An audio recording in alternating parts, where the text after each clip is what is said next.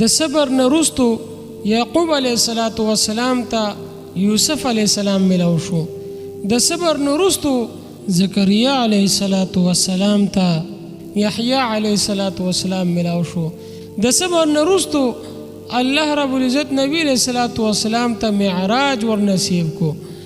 د صبر نه وروستو لوی لوی انعامات دي، خو چې مونږ لږ صبر وکړو. عزتمندو، صبر یوازې په مصیبت کې نه وي، بلکې د الله تعالی حکمونو په ادا کولو کې هم صبر پکار دی. په مانځه، روژه، د قرآن په تلاوت او د ګناهونو پرېښودلو کې هم صبر ضروری دی. نن سبا ډېر خلک د لږ مشکل پر راتلو نا امیده کېږي، شکایتونه کوي او د الله تعالی چې کومه فیصله وي په هغې باندې خفګان کوي.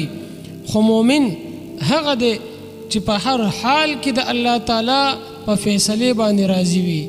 نو عزتمندو، صبر د مؤمن د پاره د ټولو نه لویه سرمایه ده.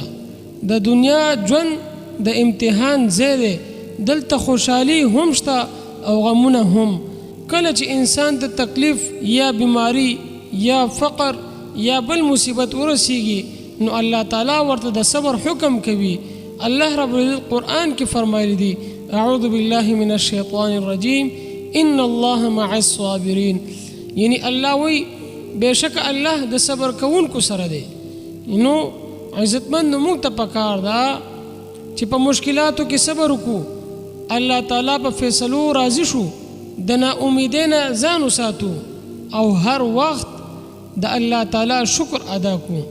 نو عزتمند یاد وساتئ چې د صبر نه وروستو اسانۍ راځي او هر سختۍ پسې وروستو راحت وي.